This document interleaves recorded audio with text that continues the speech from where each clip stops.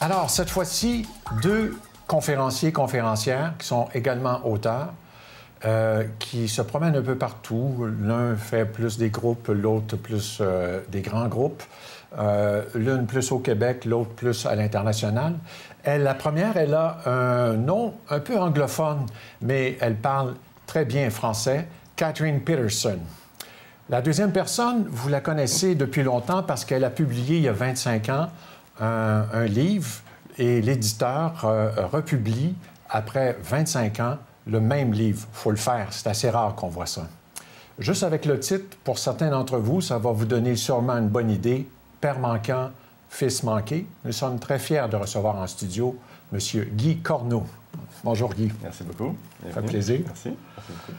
Alors, je vais commencer avec toi, mon cher Guy. C'est quand même un beau cadeau que la vie t'offre 25 ans plus tard.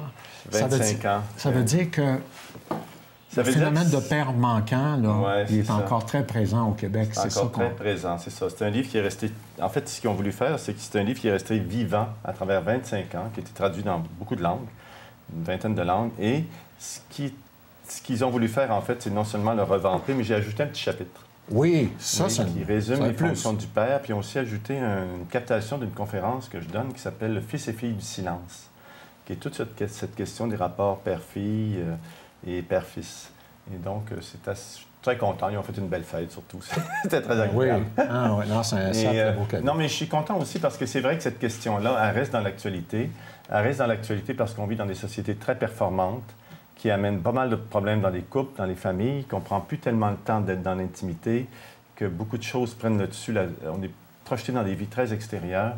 Et bizarrement, le problème du père manquant, même si on assiste vraiment les nouveaux pères, ça a beaucoup changé. Oui, ils sont impliqués dans la famille. Exactement, c'est fantastique. Oui, c'est ça. Père monoparental ici, pas monoparental, mais famille reconstituée. Mais mon père, justement, je ne l'ai jamais connu. Puis justement, ton titre vient m'accrocher beaucoup. Là.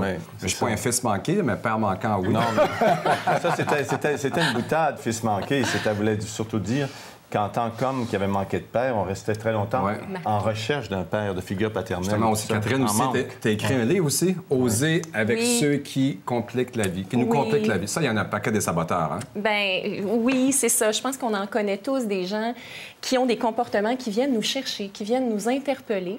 Et ce livre-là a vraiment été écrit pour faire en sorte qu'on sorte du mode action-réaction. Parce qu'on est souvent dans un mode action-réaction. Okay. On prend pas le temps, on réagit, on est impulsif. Puis très souvent, ça jette de l'huile sur le feu, ça. C'est souvent... Il faut avoir le temps de penser. Hein? Oui, alors OSER, c'est un acronyme. Observation, stratégie. Il y a beaucoup de monde qui n'ose pas. Ils ont beaucoup d'idées puis ils passent pas à l'action. Hein? Tout à fait, oui, c'est vrai, c'est vrai. Ou ils ont trop d'idées puis ils passent trop à l'action trop vite, puis c'est contre-productif. Donc, observation, stratégie, exécution de la stratégie et résultat. C'est ça, le OSER. Ça, moi. Pour nous, ceux qui nous compliquent la vie. J'arrive pas à amener ma On fait un échange. Mais ça, c'est le mien, par exemple. Il va t'en donner un. OK. J'aimerais ça vivre ma vie aussi stratégiquement que ça. Je pense que c'est important. Dans certains cas, peut-être. On aspire tous à ça, hein? Oui, mais particulièrement avec les gens qui viennent nous chercher, bien, il faut des fois prendre un petit pas de recul. OK. Dire, là, temps de penser, ça là. marche pas. Oui, là, OK. ça marche pas comment je suis avec cette personne-là.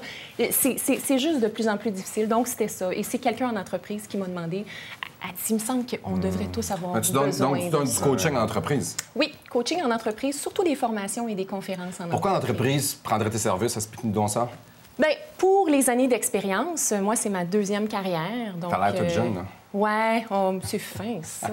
Merci beaucoup. Mais j'ai travaillé avec des gens en difficulté, donc c'est pas pour rien, les personnes qui nous compliquent la vie. Oui, elle a fait la vue à des cocaïnomanes, tout ça, de goûter à ça, puis tu as fait des cours de kickboxing. Ouais. Elle a fait du kickboxing. Ça a l'air que j'ai pas le physique de l'emploi. J'ai fait du kickboxing et j'ai travaillé avec des personnes itinérantes toxicomanes à Montréal. Donc, les troubles de comportement... Attention, moi, j'étais un gars de kickboxing. Ça aide. Ça aide. Cassé, là. Mais je te prends prendrai pas en combat, par exemple, Patrick. Je pense que je vais me garder une petite gêne. C'est une chance. Donc, voilà. Pourquoi les gens m'embaucheraient, c'était ça ta question. Je pense que c'est à cause de l'expérience. Moi, j'ai beaucoup creusé la question des comportements problématiques, des traits de personnalité, des troubles de personnalité, parce que j'ai eu à travailler avec ces gens-là. Et là, ce que j'amène en entreprise, c'est ces années d'expérience-là. Donc, à peu près 20 ans d'expérience avec l'humain. Avec l'humain. Oui. Puis toi, tes conférences, elles portent sur quoi? Mes conférences portent beaucoup sur... des fois, c'est sur ce thème-là de père manquant, mais en fait, souvent, dernièrement, ils ont porté autour d'un livre qui s'appelle Revivre, qui est beaucoup plus sur la santé. Ce livre-là témoigne santé mentale, santé physique. Tout, oui, c'est ça. J'essaie en fait de montrer comment c'est intéressant d'avoir une approche très globale de la santé, autant notre santé physique. Un équilibre, c'est ça que tu veux dire. Un équilibre, mais aussi de savoir écouter que si ton corps te parle, il ne parle pas juste d'un problème physique, il te parle aussi d'un problème moral, il parle d'un problème spirituel. Tout à fait. Il parle des peurs qui t'arrêtent. Oui, c'est ça. Dans ce livre-là, je parle de passage à travers le cancer. Donc, tu as eu un cancer? Oui, c'est ça. Oui. Okay. Ça m'en suis bien tiré. On voit ça. C'est un cancer de grade 4 qui touchait l'estomac, la rate et les deux poumons. C'était très, très grave. Mais effectivement, en associant des choses, autant de la médecine de l'hôpital, de la chimio, mais aussi de l'homéopathie, de l'acupuncture, beaucoup de traitements énergétiques, beaucoup de méditation, beaucoup de visualisation. Mais c'est vrai, quand ils disent que tu as le cancer, tu es entouré de monde positif, tu vas beaucoup plus t'en sortir. C'est ça. Ça change ton état d'esprit, je pense. Mais oui, puis c'est ça. Puis tu es ton premier environnement. Donc, tout le travail sur tes états intérieurs est extrêmement important. J'ai créé un atelier avec quelqu'un qui s'appelle Pierre Lessard, qui s'appelle Vivre en santé, où justement, on le fait de temps en temps encore. C'est une journée d'atelier où on travaille beaucoup. Toute la première avant-midi est consacrée à la transformation des états intérieurs. Comment aider des gens à transformer leurs états intérieurs. Puis toute la question du relationnel aussi, parce que c'est très important. Ça, tu donnes ça en atelier, hein? On donne ça en atelier, oui, parce qu'il faut faire des exercices pratiques. Toi aussi, tu donnes des ateliers? Oui.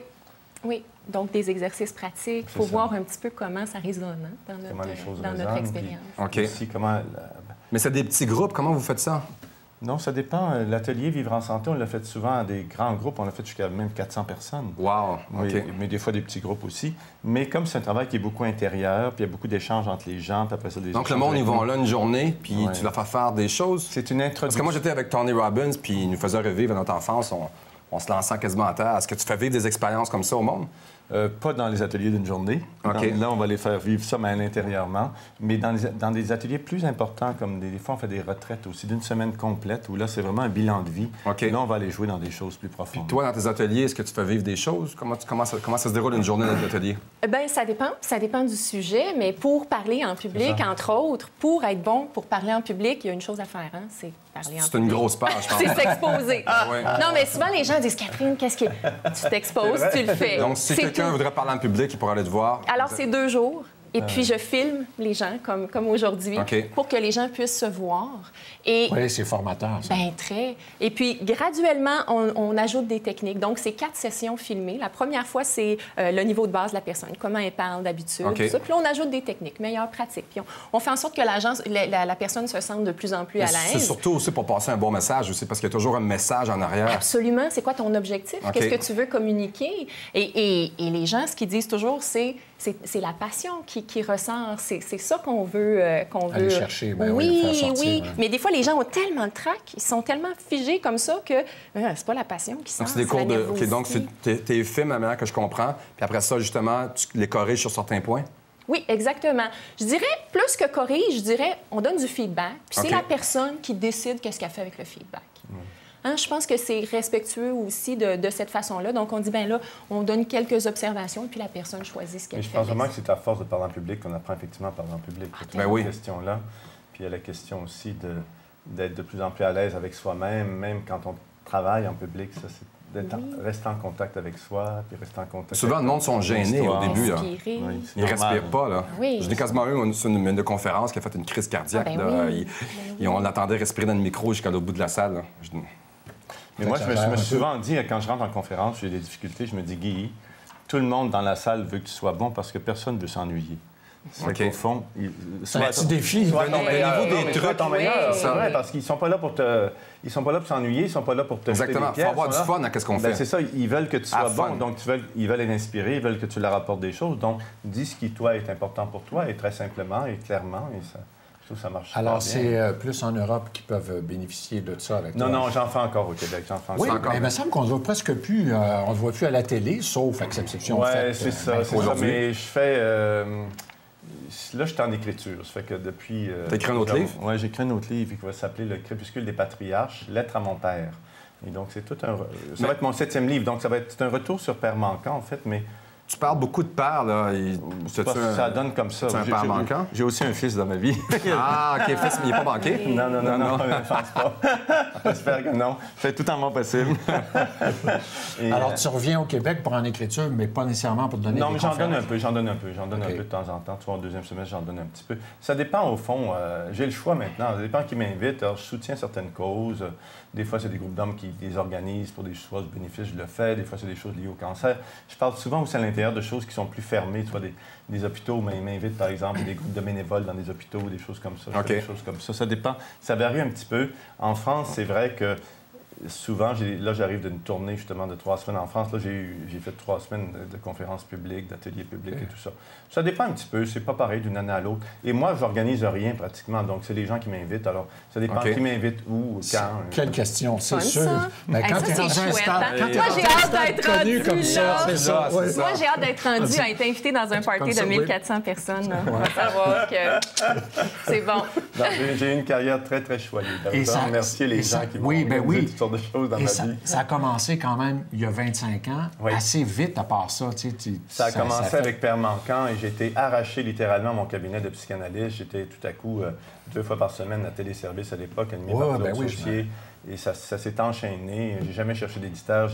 J'étais quelqu'un qui a eu vraiment une carrière choyée et très soutenu par les gens qui méditaient, très soutenu par des gens qui m'organisaient des choses. Toi, Catherine, comme ça fait longtemps que tu... Très contente, beaucoup de gratitude. Est-ce que ça fait longtemps que tu fais ça? Ça fait 9 ans maintenant. 9 ans. Donc, après 14 ans de relations d'aide avec des personnes toxicomanes à Montréal. Mais tu as toujours travaillé là-dedans avant ou qu'est-ce que tu faisais? C'est une transition de travail à un autre? Oui, c'est ça. En fait, je pense que d'une fonction à une autre, on amène toujours ce qu'on est, on amène toujours nos expériences. Donc, les gens me disent toujours, mon Dieu, c'est un gros changement, passer de travailler dans la rue à travailler en entreprise. Mais pas tant que ça.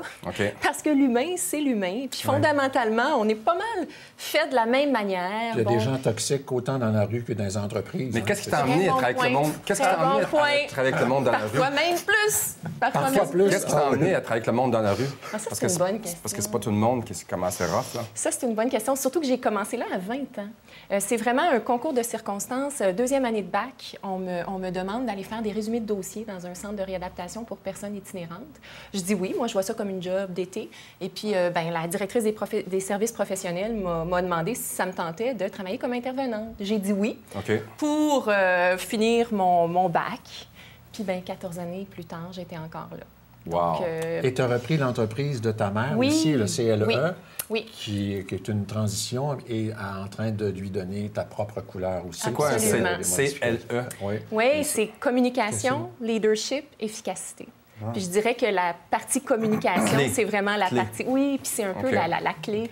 Moi, je pense que la relation, c'est la clé aussi. Donc, c'est un peu ça, le filon. En terminant, j'imagine qu'on peut voir toutes ces informations-là sur ton site Internet. Certainement. Le www.groupeclé. Groupeclé.com. OK, parfait. Et Guy? Moi, c'est ça, guicordeau.com. Les ateliers qui m'ont beaucoup intéressé. Montrez votre livre. Oui, c'est... oui, beau. Il va montrer son livre. Ça, j'aime ça. J'ai un atelier qui s'appelle Mieux s'aimer pour aimer mieux. Ça, c'est intéressant. C'est une conférence. C'est un atelier de travail aussi. Alors, si ça vous intéresse, ça, c'est une chose... Merci beaucoup d'être venu à notre émission de La Voix du Succès. Merci à vous. Merci. Merci, Guy. Voilà. Merci.